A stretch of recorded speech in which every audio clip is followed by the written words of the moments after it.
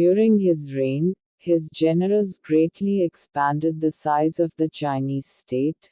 Campaigns south of Chu permanently added the Yu lands of Hunan and Guangdong to the Chinese cultural orbit.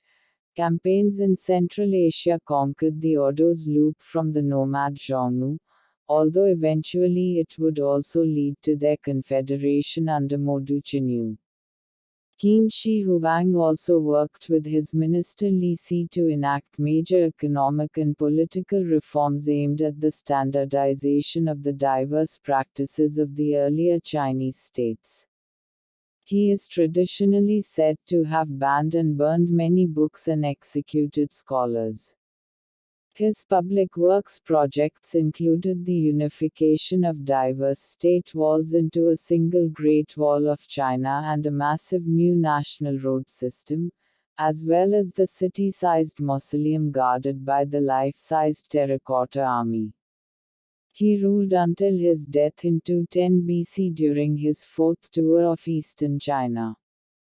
Modern Chinese sources often give the personal name of Qin Shi Huang as Ying Zheng, with Ying taken as the surname and Zheng the given name.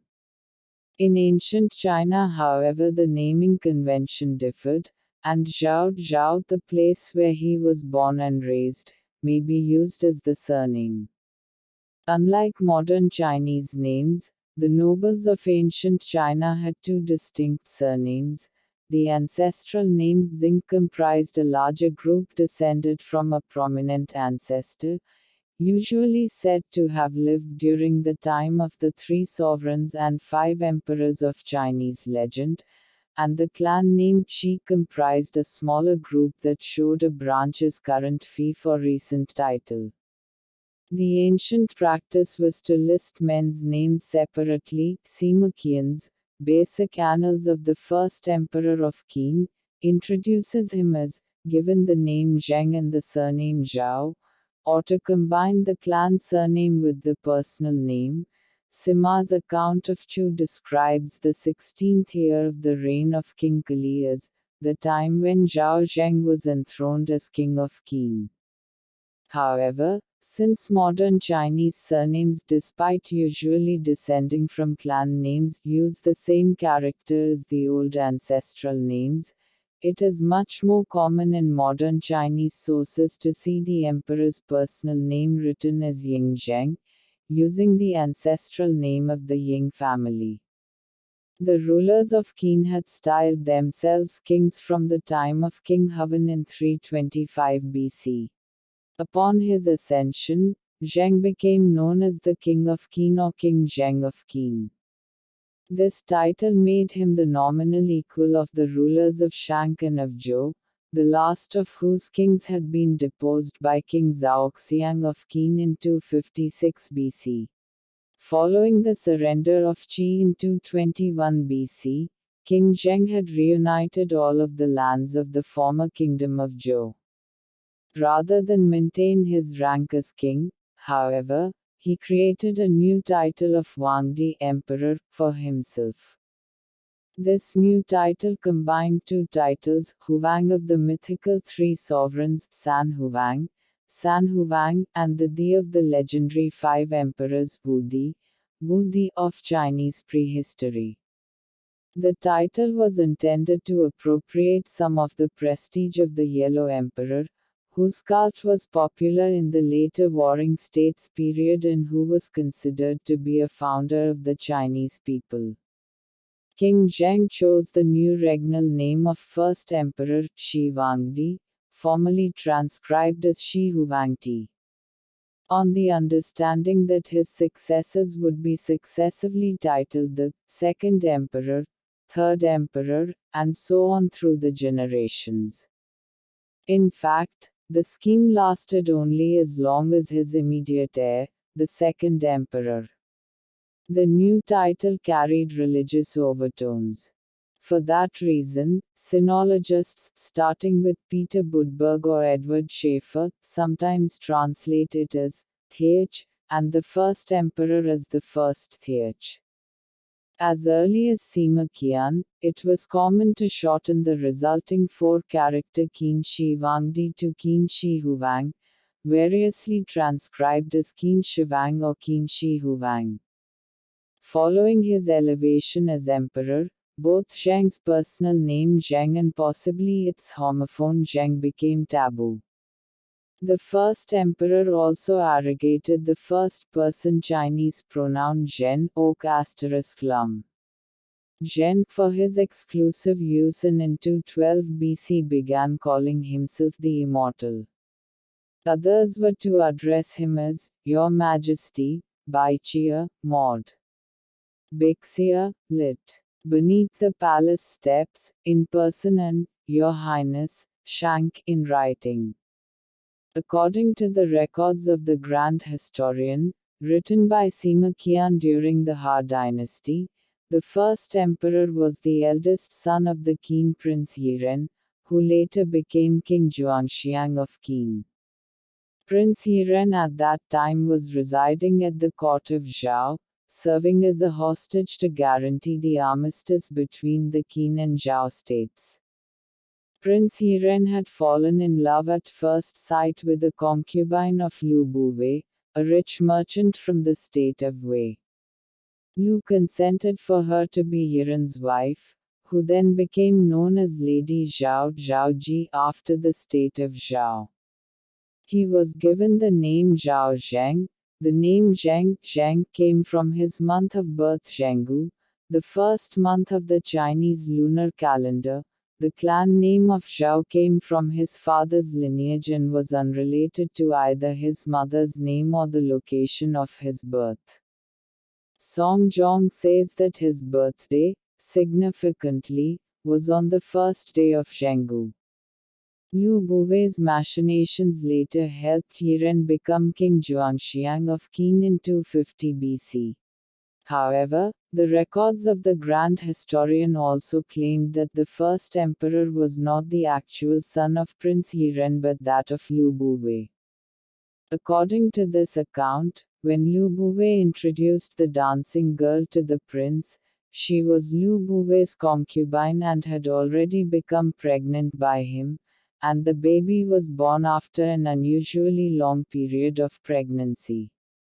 According to translations of the annals of Lu Buwei, Zhaoji gave birth to the future emperor in the city of Handan in 259 BC, the first month of the 48th year of King Zhaoxiang of Qin. The idea that the emperor was an illegitimate child, widely believed throughout Chinese history, contributed to the generally negative view of the first emperor. However, a number of modern scholars have doubted this account of his birth. Sinologist Doug Bod wrote, There is good reason for believing that the sentence describing this unusual pregnancy is an interpolation added to the Shiqi by an unknown person in order to slander the first emperor and indicate his political as well as natal illegitimacy. John Knobloch and Jeffrey Riegel, in their translation of Lu Buwei's Spring and Autumn Annals, call the story patently false, meant both to libel Lu and to cast aspersions on the first emperor. Claiming Lu Buwei, a merchant, as the first emperor's biological father was meant to be especially disparaging, since later Confucian society regarded merchants as the lowest of all social classes. In 246 BC, when King Zhuangxiang died after a short reign of just 3 years, he was succeeded on the throne by his 13-year-old son. At the time, Zhao Zheng was still young, so Lu Buwei acted as the regent prime minister of the state of Qin, which was still waging war against the other 6 states. 9 years later, in 235 BC, Zhao Zheng assumed full power after Lu Buwei was banished for his involvement in a scandal with Queen Dowager Zhao. Zhao Chengzhou, the Lord Chang'an Zhang and Jun was Zhao Zheng's legitimate half-brother, by the same father but from a different mother. After Zhao Zheng inherited the throne, Chengzhou rebelled at Tinliu and surrendered to the state of Zhao. Chengzhou's remaining retainers and families were executed by Zhao Zheng. Lao Bai's attempted coup as King Zheng grew older. Liu Buwei became fearful that the boy king would discover his liaison with his mother Lady Zhao. He decided to distance himself and look for a replacement for the Queen Dowager. He found a man named Lao Ai. According to the record of Grand Historian, Lao Ai was disguised as a eunuch by plucking his beard. Later Lao Ai and Queen Zhaoji got along so well they secretly had 2 sons together. Lao Ai then became ennobled as Marquis Lao Ai, and was showered with riches. Lao Ai's plot was supposed to replace King Zheng with one of the hidden sons. But during a dinner party drunken Lao Ai was heard bragging about being the young king's stepfather. In 238 BC the king was traveling to the former capital, Yong. Lao Ai seized the queen mother's seal and mobilized an army in an attempt to start a coup and rebel. When King Zheng discovered this fact, he ordered Liu Buwei to let Lord Changping and Lord Chengwen attack Lao Ai. Although the royal army killed hundreds of rebels at the capital, Lao Ai succeeded in fleeing from this battle. A price of 1 million copper coins was placed on Lao Ai's head if he was taken alive or 500,000 if dead. Lao Ai's supporters were captured and beheaded, then Lao Ai was tied up and torn to 5 pieces by horse carriages, while his entire family was executed to the 3rd degree. The 2 hidden sons were also killed, while Mother Zhao Ji was placed under house arrest until her death many years later. Liu Buwei drank a cup of poison wine and committed suicide in 235 BC. Ying Zheng then assumed full power as the king of the Qin state.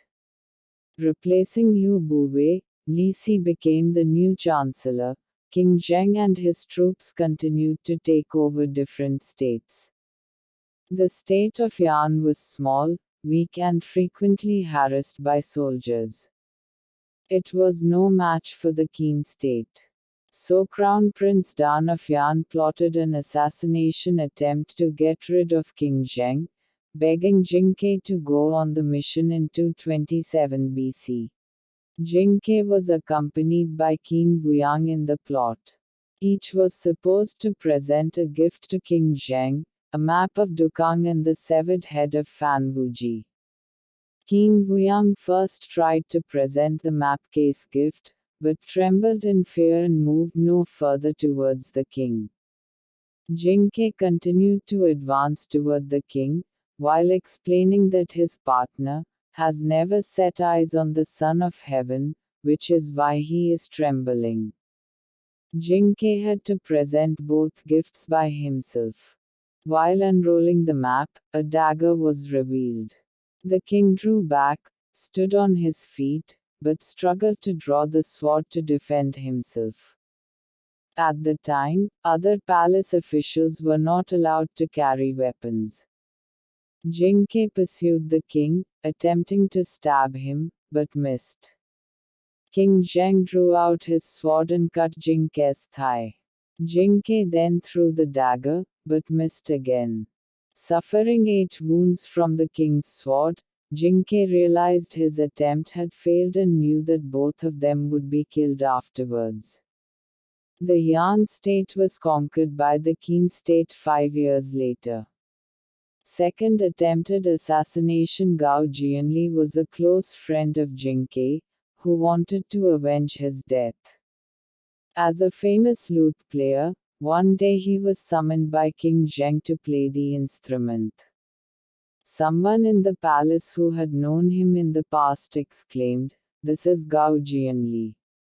Unable to bring himself to kill such a skilled musician, the emperor ordered his eyes put out, but the king allowed Gao Jianli to play in his presence. He praised the playing and even allowed Gao Jianli to get closer. As part of the plot, the lute was fastened with a heavy piece of lead. He raised the lute and struck at the king. He missed, and his assassination attempt failed. Gao Jianli was later executed. In 230 BC, King Zheng unleashed the final campaigns of the Warring States period, setting out to conquer the remaining independent kingdoms, one by one. The first state to fall was Ha, sometimes called Han to distinguish it from the Ha of Ha dynasty, in 230 BC. Then Qin took advantage of natural disasters in 229 BC to invade and conquer Zhao, where Qin Shi Huang had been born. He now avenged his poor treatment as a child hostage there, seeking out and killing his enemies. Qin armies conquered the state of Zhao in 228 BC, the northern country of Yan in 226 BC, the small state of Wei in 225 BC, and the largest state and greatest challenge, Chu, in 223 BC. In 222 BC, the last remnants of Yan and the royal family were captured in Liaodong in the northeast. The only independent country left was now state of Qi, in the far east, what is now the Shandong Peninsula. Terrified, the young king of Qi sent 200,000 people to defend his western borders. In 221 BC, the Qin armies invaded from the north, captured the king, and annexed Qi. Some of the strategies Qin used to unify China were to standardize the trade and communication, currency and language. For the first time, all Chinese lands were unified under one powerful ruler. In that same year, King Zheng proclaimed himself the first emperor, Shi Huangdi, no longer a king in the old sense and now far surpassing the achievements of the old Zhou dynasty rulers. The emperor ordered the Heishibi to be made into the imperial seal, known as the heirloom seal of the realm.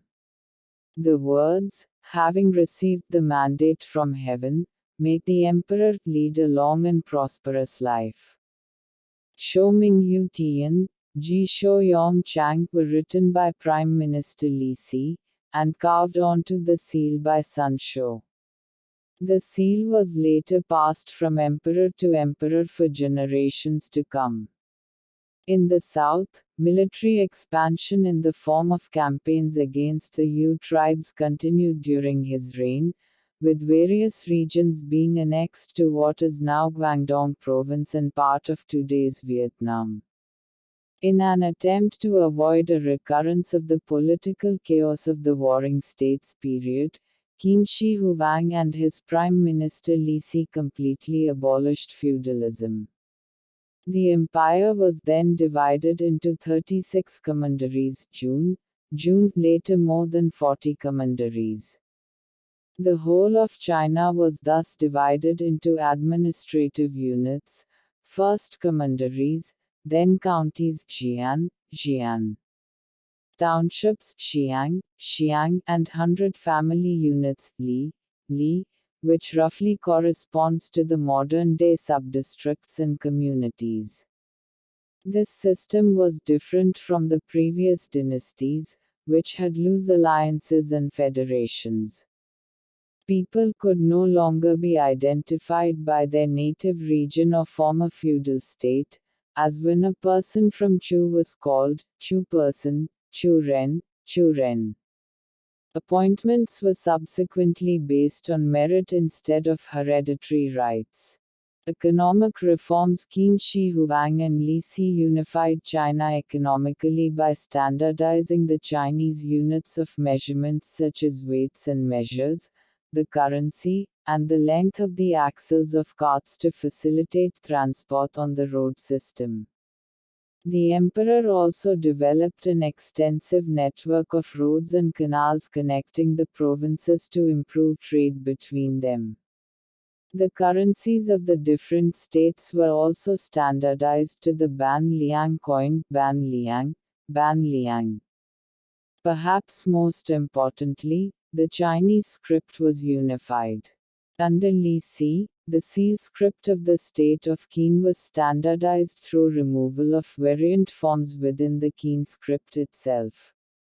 This newly standardized script was then made official throughout all the conquered regions, thus doing away with all the regional scripts to form one language, one communication system for all of China. While the previous warring states era was one of constant warfare, it was also considered the golden age of free thought. Qin Shi Huang eliminated the 100 schools of thought which included Confucianism and other philosophies. After the unification of China, with all other schools of thought banned, legalism became the endorsed ideology of the Qin dynasty. Beginning in 213 BC, at the instigation of Li Si and to avoid scholars' comparisons of his reign with the past, Qin Shi Huang ordered most existing books to be burned with the exception of those on astrology, agriculture, medicine, divination, and the history of the state of Qin. This would also serve the purpose of furthering the ongoing reformation of the writing system by removing examples of obsolete scripts. Owning the Book of Songs or the classic of history was to be punished especially severely. According to the later records of the Grand Historian, the following year Qin Shi Huang had some 460 scholars buried alive for owning the forbidden books. The emperor's oldest son Fuzu criticized him for this act. Recent research suggests that the burying of the Confucian scholars alive is a Confucian martyr's legend. Rather, the emperor ordered the killing Keng of a group of alchemists after having found that they had fooled him. In hard times, the Confucian scholars, who had served the Qin loyally, used that incident to distance themselves from the failed dynasty. Kong and Guo c. 165 c. 74 BC, a descendant of Confucius, turned the alchemists Fang Shi into Confucianists Ru, and entwined the martyr's legend with the strange story of the rediscovery of the lost Confucian books behind a demolished wall in the house of his ancestors. The emperor's own library still had copies of the forbidden books, but most of these were destroyed later when Xiang Yu burned the palaces of Shanyang in 206 BC. Qin Shi Huang also followed the theory of the five elements: earth, wood, metal, fire and water. Wu de Zhong Shi Shuo Zhao Zheng's birth element is water, which is connected with the color black.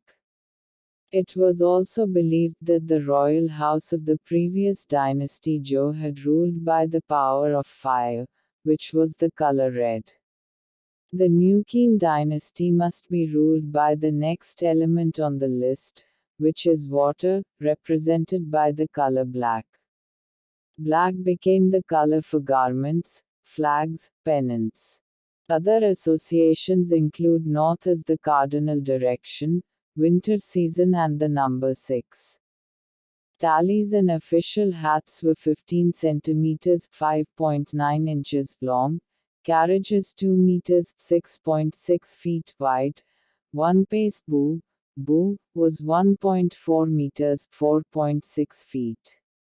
In 230 BC, the state of Qin had defeated the state of Ha. A Ha aristocrat named Zhang Liang swore revenge on the Qin emperor.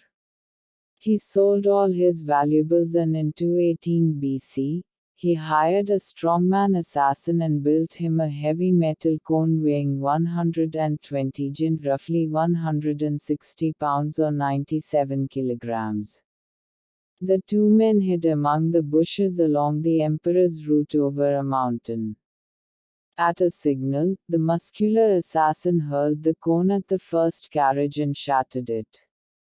However, the emperor was actually in the second carriage, as he was traveling with two identical carriages for this very reason. Thus the attempt failed. Both men were able to escape in spite of a huge manhunt. Great Wall. The Qin fought nomadic tribes to the north and northwest. The Xiongnu tribes were not defeated and subdued, thus the campaign was tiring and unsuccessful, and to prevent the Xiongnu from encroaching on the northern frontier any longer, the emperor ordered the construction of an immense defensive wall. This wall, for whose construction hundreds of thousands of men were mobilized, and an unknown number died, is a precursor to the current Great Wall of China. It connected numerous state walls which had been built during the previous 4 centuries, a network of small walls linking river defenses to impassable cliffs. Intending to impose centralized rule and prevent the resurgence of feudal lords, Ying Zheng ordered the destruction of the sections of the walls that divided his empire among the former states. To position the empire against the Xiongnu people from the north, however, he ordered the building of new walls to connect the remaining fortifications along the empire's northern frontier. Build and move on was a central guiding principle in constructing the wall, implying that the Chinese were not erecting a permanently fixed border. Transporting the large quantity of materials required for construction was difficult, so builders always tried to use local resources. Stones from the mountains were used over mountain ranges, while rammed earth was used for construction in the plains. There are no surviving historical records indicating the exact length and course of the Qin walls. Most of the ancient walls have eroded away over the centuries, and very few sections remain today. The human cost of the construction is unknown, but it has been estimated by some authors that hundreds of thousands, if not up to 1 million, workers died building the Qin Wall. Lingkou Canal. A famous South China quotation was, "In the north there is the Great Wall, in the south there is the Lingkou Canal, Bu Zhang Cheng Nan Yu Lingkou, Bu Chang Cheng, Nanu Lingkou." In 214 BC, the emperor began the project of a major canal to transport supplies to the army.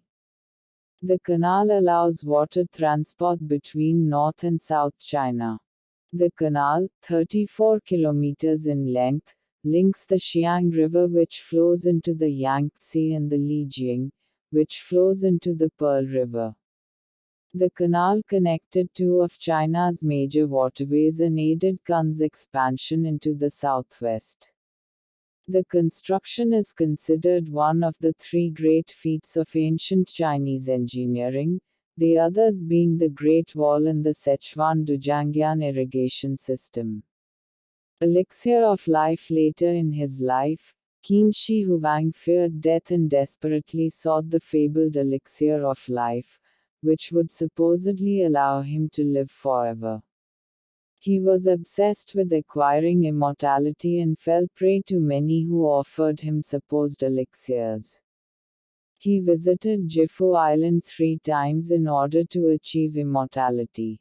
In one case he sent Zhu Fu, a Jifu Islander, with ships carrying hundreds of young men and women in search of the mystical Penglai mountain. They were sent to find Anqi Sheng, a 1,000-year-old magician whom Qin Shi Huang had supposedly met in his travels and who had invited him to seek him there.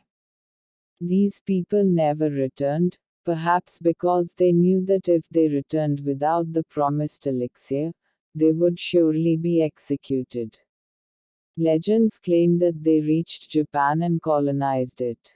It is also possible that the book burning, a purge on what could be seen as wasteful and useless literature, was in part, an attempt to focus the minds of the emperor's best scholars on the alchemical quest.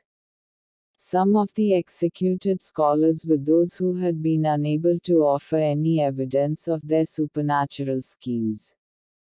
This may have been the ultimate means of testing their abilities. If any of them had magic powers, then they would surely come back to life when they were let out again. Since the emperor was afraid of death and evil spirits, he had workers build a series of tunnels and passageways to each of his over 200 palaces, because traveling unseen would supposedly keep him safe from the evil spirits. In 211 BC, a large meteor is said to have fallen in Dongjun in the lower reaches of the Yellow River. On it, an unknown person inscribed the words, "The first emperor will die and his land will be divided, Shi Huang Seer the Fen." When the emperor heard of this, he sent an imperial secretary to investigate this prophecy. No one would confess to the deed, so all the people living nearby were put to death. The stone was then pulverized. During his fifth tour of eastern China, the emperor became seriously ill after he arrived in Pingyunjin, Pingyun County, Shandong, and died on the 10th of September 210 BC Julian calendar, at the palace in Shakyu Prefecture Shakyu Pingtai, about 2 months away by road from the capital Shenyang. The cause of Qin Shi Huang's death is still largely unknown. Reportedly, he died from Chinese alchemical elixir poisoning due to ingesting mercury pills, made by his alchemists and court physicians, believing it to be an elixir of immortality. A possible contributing factor was illness due to the stress of running the empire. Second Emperor conspiracy. After the emperor's death, Prime Minister Li Si, who accompanied him, became extremely worried that the news of his death could trigger a general uprising in the empire. It would take 2 months for the entourage to reach the capital, and it would not be possible to stop the uprising.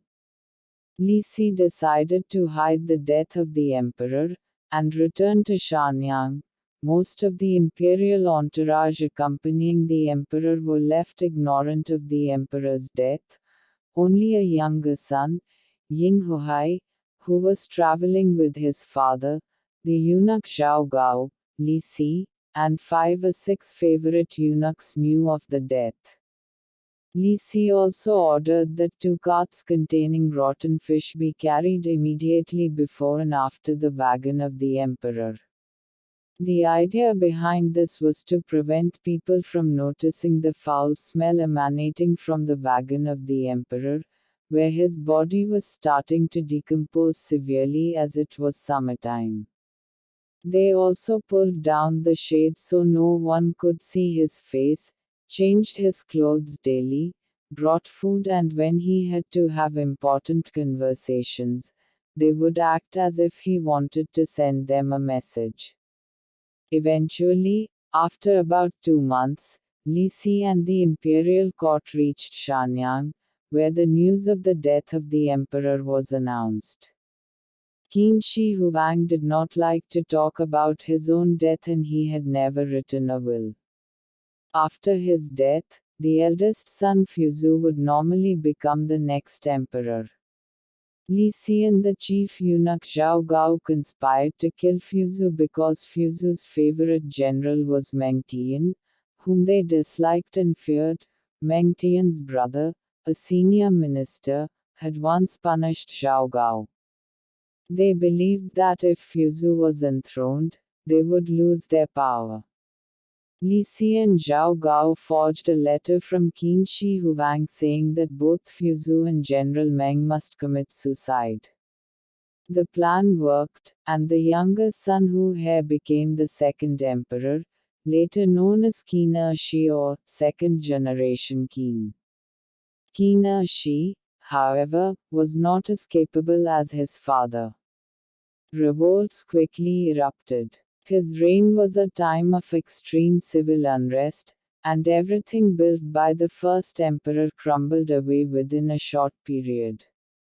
One of the immediate revolt attempts was the 209 BC Days village uprising led by Qin Shi Huang and Wu Guang.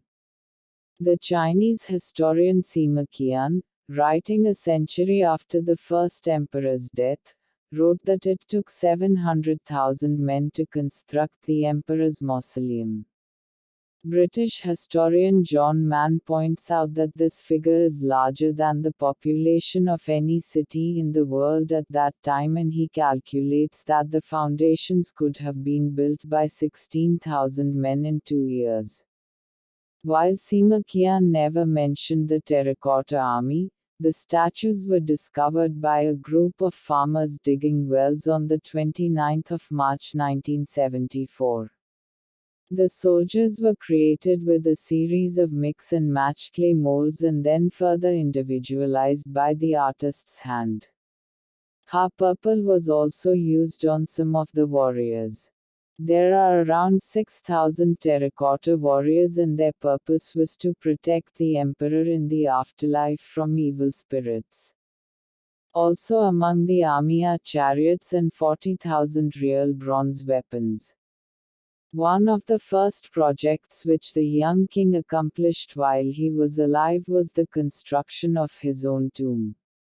In 215 BC, Qin Shi Huang ordered General Meng Tian to begin its construction with the assistance of 300,000 men. Other sources suggest that he ordered 720,000 unpaid laborers to build his tomb according to his specifications. Again, given John Mann's observation regarding populations at the time, see paragraph above, these historical estimates are debatable. The main tomb containing the emperor has yet to be opened, and there is evidence suggesting that it remains relatively intact. Sima Qian's description of the tomb includes replicas of palaces and scenic towers, rare utensils and wonderful objects, 100 rivers made with mercury, representations of the heavenly bodies, and crossbows rigged to shoot anyone who tried to break in. The tomb was built at the foot of Mount Li, 30 kilometers away from Zion. Modern archaeologists have located the tomb, and have inserted probes deep into it. The probes revealed abnormally high quantities of mercury, some 100 times the naturally occurring rate, suggesting that some parts of the legend are credible. Secrets were maintained, as most of the workmen who built the tomb were killed. Historiography. Traditional Chinese historiography almost always portrayed the first emperor of the Chinese Unified States as a brutal tyrant who had an obsessive fear of assassination. Ideological antipathy towards the legalist state of Qin was established as early as 266 BC, when Confucian philosopher Zunzi disparaged it. Later Confucian historians condemned the emperor who had burned the classics and had buried Confucian scholars alive. They eventually compiled a list of the 10 crimes of Qin to highlight his tyrannical actions. The famous Ha poet and statesman Jia Yi concluded his essay The Faults of Qin Guo Qin Lun, with what was to become the standard Confucian judgment of the reasons for Qin's collapse. Jia Yi's essay, admired as a masterpiece of rhetoric and reasoning, was copied into 2 great Ha histories and has had a far-reaching influence on Chinese political thought as a classic illustration of Confucian theory. He attributed Qin's disintegration to its internal failures.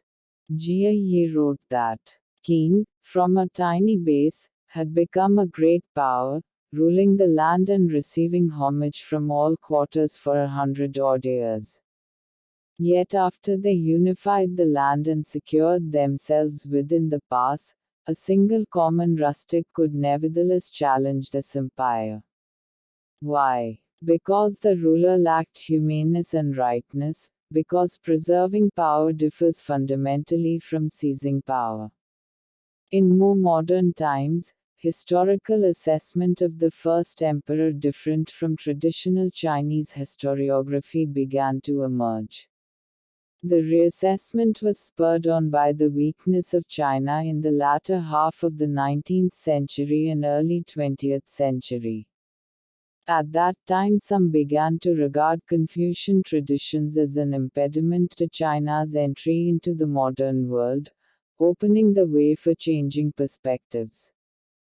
At a time when foreign nations encroached upon Chinese territory, leading Kuomintang historian Xiao Yushin emphasized the role of Qin Shi Huang in repulsing the northern barbarians, particularly in the construction of the Great Wall.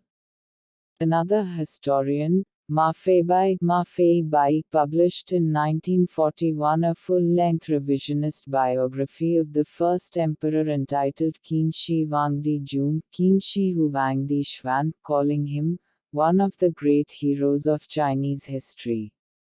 Ma compared him with the contemporary leader Chiang Kai-shek and saw many parallels in the careers and policies of the two men, both of whom he admired. Chiang's northern expedition of the late 1920s, which directly preceded the new nationalist government at Nanjing, was compared to the unification brought about by Qin Shi Huang.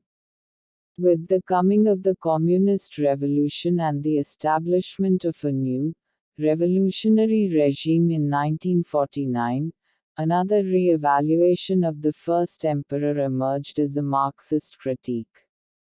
This new interpretation of Qin Shi Huang was generally a combination of traditional and modern views, but essentially critical.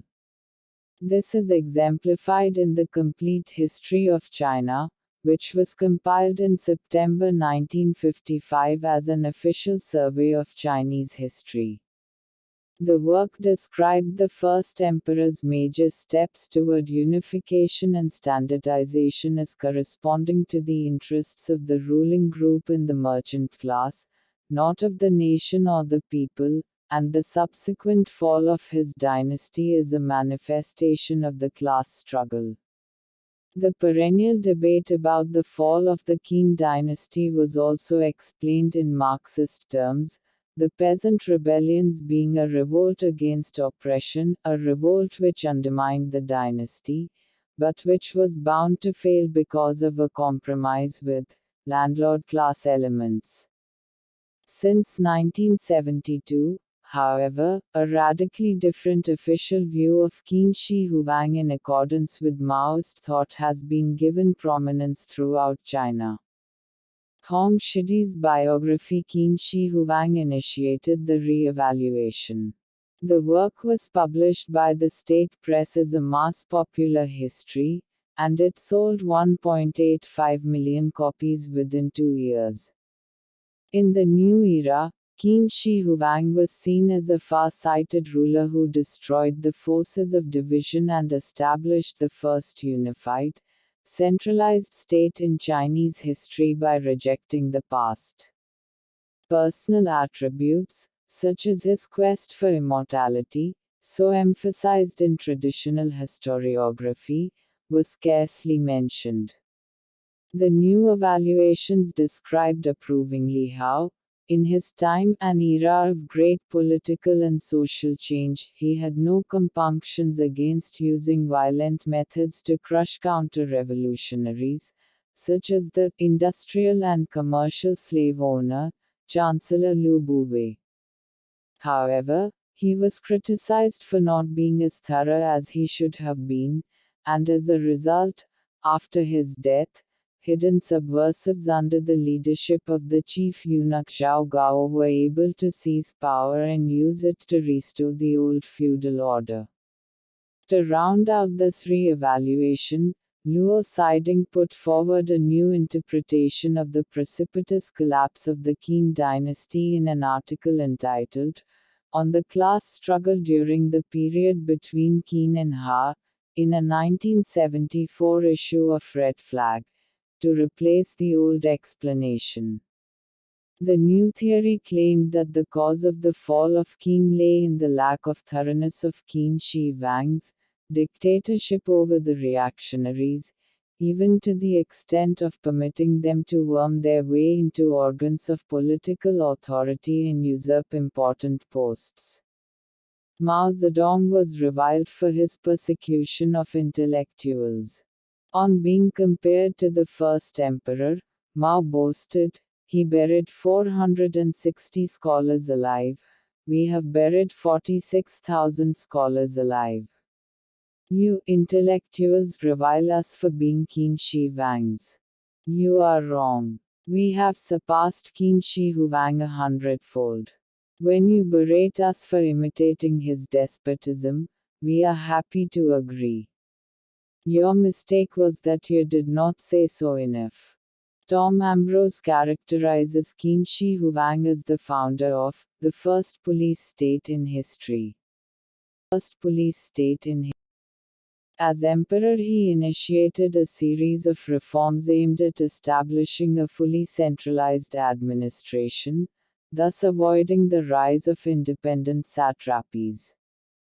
Following the example of Qin and at the suggestion of Li Si, he abolished territorial feudal power in the empire, forced the wealthy aristocratic families to live in the capital, Shenyang, and divided the country into 36 military districts, each with its own military and civil administrator. He also issued orders for almost universal standardization, from weights, measures, and the axle lengths of carts to the written language and the laws. Construction of a network of roads and canals was begun, and fortresses erected for defense against barbarian invasions from the north were linked to form the Great Wall. In 220, Qin Shi Huang undertook the first of a series of imperial inspection tours that marked the remaining 10 years of his reign. While supervising the consolidation and organization of the empire, he did not neglect to perform sacrifices in various sacred places, announcing to the gods that he had finally united the empire, and he erected stone tablets with ritual inscriptions to extol his achievements. Another motive for Qin Shi Huang's travels was his interest in magic and alchemy and his search for masters in these arts who could provide him with the elixir of immortality. After the failure of such an expedition to the islands in the Eastern Sea, possibly Japan, in 219, the emperor repeatedly summoned magicians to his court. Confucian scholars strongly condemned the step as charlatanry, and it is said that 460 of them were executed for their opposition.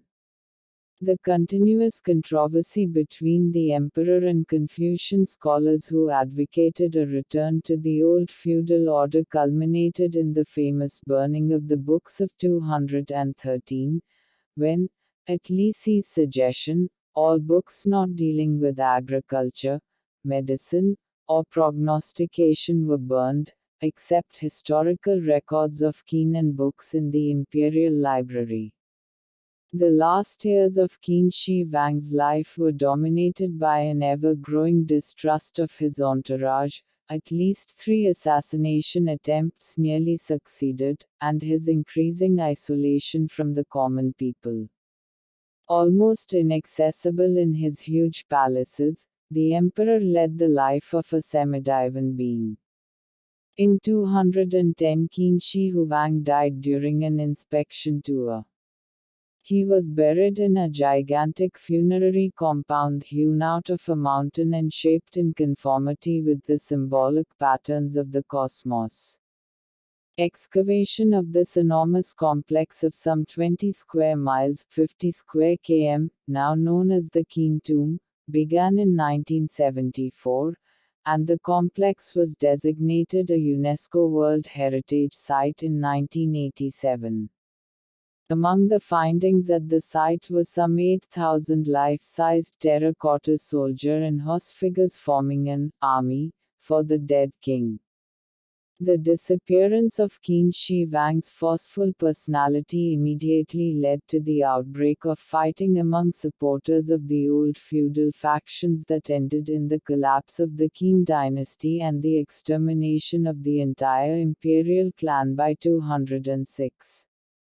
Most of the information about Qin Shi Huang's life derives from the successor Han dynasty, which prized Confucian scholarship and thus had an interest in disparaging the Qin period. The report that Qin Shi Huang was an illegitimate son of Lu Buwei is possibly an invention of that epoch. Further, stories describing his excessive cruelty and the general defamation of his character must be viewed in the light of the distaste felt by the ultimately victorious Confucians for legalist philosophy in general.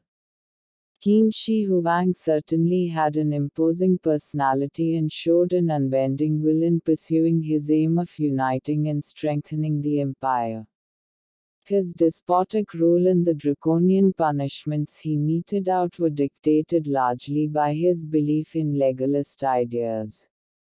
With few exceptions, the traditional historiography of imperial China has regarded him as the villain par excellence, unhuman, uncultivated, and superstitious. Modern historians, however, generally stress the endurance of the bureaucratic and administrative structure institutionalized by Qin Shi Huang, which, despite its official denial, remained the basis of all subsequent dynasties in China. We wouldn't have a China without Qin Shi Huang, says Harvard University's Peter Boal. I think it's that simple. China at the time was a land of many states. In many ways, climate, lifestyle, diet, someone from northern Scotland and southern Spain have as much in common as someone from China's frozen north and the tropical south. Before Qin, China's multiple states were diverging, rather than converging, says Boal. They have different calendars. Their writing was starting to vary, the road widths were different, so the axle width is different in different places. He was king of the small state of Qin by the age of 13, and started as he meant to go on removing one possible threat to his throne by having his mother's lover executed, along with his entire clan. 100 years later, the famous historian Sima Qian said of the young king, with his puffed out chest like a hawk and voice of a jackal, Qin is a man of scant mercy who has the heart of a wolf.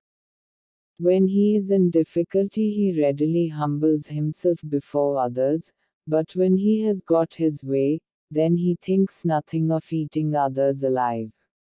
If the king should ever get his way with the world, then the whole world will end up his prisoner. Qin Shi Huang built a formidable fighting machine. His army is easy to imagine because he left us the famous terracotta warriors in Jian. The king was really the first state to really go into total mobilization for war, says Peter Boal. It really saw the work of its population being fighting and soldiering to win wars and expand. One by one, Qin Shi Huang defeated neighboring states, swallowed their territory into his growing empire and enslaved and castrated their citizens. Every time he captured people from another country, he castrated them in order to mark them and made them into slaves, says Hong Kong University's Zhou. There were lots and lots of eunuchs in his court. He was a ruthless tyrant. But still, no Qin, no China. From Mongolia down to Hong Kong, and from the sea right the way across to Sichuan, it's an enormous territory, says Francis Wood, curator of the Chinese collection at the British Library. It's the equivalent of the whole Roman Empire added together, if you like. And you've got one man ruling all of it. Peter Bole credits Qin Shi Huang not only with creating China, but with establishing the world's first truly centralized bureaucratic empire. He set out to unify the procedures and customs and policies of all the states, says Bole. Writing is reunified. And the fact that Chinese writing remains unified after this point has everything to do with Qin Shi Huang. The axle widths are now all the same, so all the roads may now be passable. He also goes around to famous mountains, where they erect skulls, stone monuments, which say that the emperor's realm is now totally unified. His idea was that every area should have an able administrator, who was armed with rule books and who would look after the people. The people all knew what the rules were, says Wood. He collected taxes, he administered justice, and he had trained bureaucrats all over China. I think that's an extraordinary achievement. Despite this, it is the stories of his bloodletting that historian Sun Zhou grew up with. He got rid of anybody who showed opposition or didn't agree with him. He was paranoid. He was constantly in fear of how he could control this vast new territory with so many cultures and so many different groups of people, she says. And he feared the inkbrush as much as the sword. The scholars were talking behind his back, says Sun Zhou. And of course, being a paranoid person, he didn't like that. So he ordered the arrest of over 400 scholars and buried them.